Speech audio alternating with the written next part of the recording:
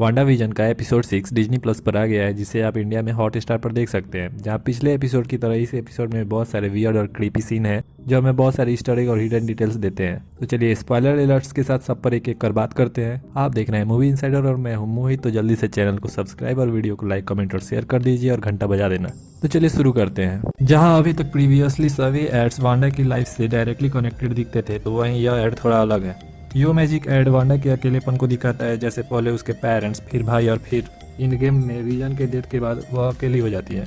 Episode के last के एक सीन में वांडा अपने अकेलेपन के बारे में पिएट्रो से बताती भी है। साथ ही इस एड में शार्क किसी को रिप्रेजेंट कर रहा है, शायद मेफिस्टो को। जैसे एड में शार्क अकेले लड़के को हेल्प ऑफर करता है, बट वह लड़का इस स्नैक को यूज कर सरवाइव नहीं कर पाता, वैसे ही शायद यहाँ मेफिस्टो वांडा की मदद कर रहा हो। बट लड़की की तरह यहाँ यह हेल्प हेक्स की बाहर काम ही नहीं आता, मतलब वांडा रियलिटी में इसका यूज नहीं कर सकती। साथ ही स्नैक का अर्थ जलपान या भोग होता है, तो फिर हो सकता है कि कोई वांडा की मैजिक का भोग मतलब यूज कर रहा हो, या फिर वांडा किसी के मिस्टिकल एनर्जी का यूज हेक्स को बनाए रखने के लिए कर रही हो जो उससे स्ट्रांग हो। इसके साथ ही हमें इन्फिनिटी स्टोन का भी रेफरेंस मिलता है इस कमर्शियल से। जैसा कि इस एड में दिखाया जाता है कि एक लड़का रेगिस्तानी आइलैंड में फंसा हुआ है, जिसकी अंत हमें रेड स्कल की याद दिलाती है, जो कि वॉर्मिर में अकेला होता है। जहां हमें सोल स्टोन का भी रेफरेंस मिलता है। जैसे वॉर्मिर में होकर भी red skull soul stone use नहीं कर सकता, वैसे ही यह लड़के के पास स्नेक होकर भी वह इसका यूज नहीं कर पाता।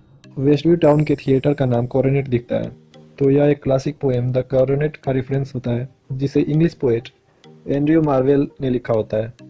साथ ही वेस्टव्यू के मूवी थिएटर पर दो मूवी का नाम देखते हैं, जिसमें से पहला द इनक्रेडिबल होता है और दूसरा द पेरेंट ट्रैप।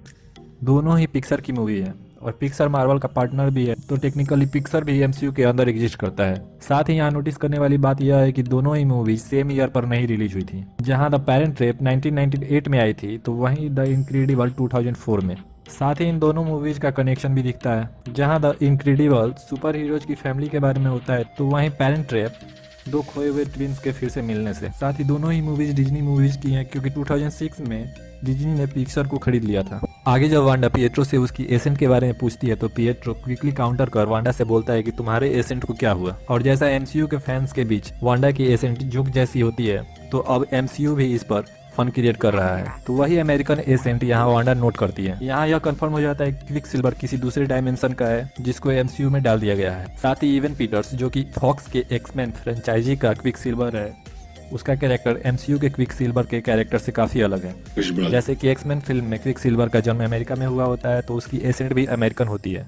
आगे की सीन में पिएट्रो बोलता है shot like a champ in the street for no reason. So इसका रेफरेंस एमसीयू की पिएट्रो की डेथ से होता है, जो कि एमसीयू के द्वारा अब तक की गई सबसे वियर्डेस्ट चॉइस है। अब किसी बंदे को जो कि साउंड से भी तेज भागता है, उसे regular non super powered bullet से कैसे मारा जा सकता है। और पिएट्रो की पावर का सबसे अच्छा एग्जांपल हम एक्समैन की मूवीज में देख सकते हैं।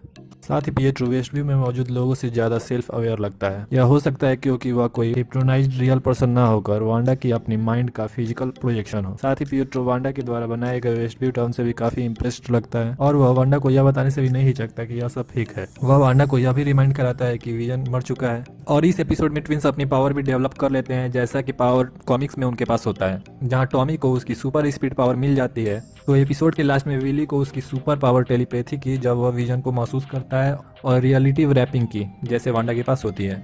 साथ ही वांडा बिली और टॉमी को इलिस एवेन्यू जाने से रोकती है, और यह उधर ही होता है जहां विजन हेक्स से बाहर निकलने के लिए जाता है। साथ ही हम विजन को क्रॉस रोड पर देखते हैं, और कहानियों में क्रॉस रोड अक्सर डेविल को बुलाने के लिए यूज किया जाता है। यहाँ हमें एग्निस भी दिखती है। साथ ही वेरन एलिस नाम बहुत से कॉमिक्स में यूज हुआ है, और एमसीयू के बहुत से इवेंट्स में यूनाइटेड स्टेट के प्रेसिडेंट का नाम मैथ्यू एलिस है, जिसे हमने iron man 3, captain America, winter soldier और एजेंट ऑफ शील्ड में देखा है। तो हो सकता है कि उनके नाम पर इस स्टेट का नाम एलिस रखा गया हो।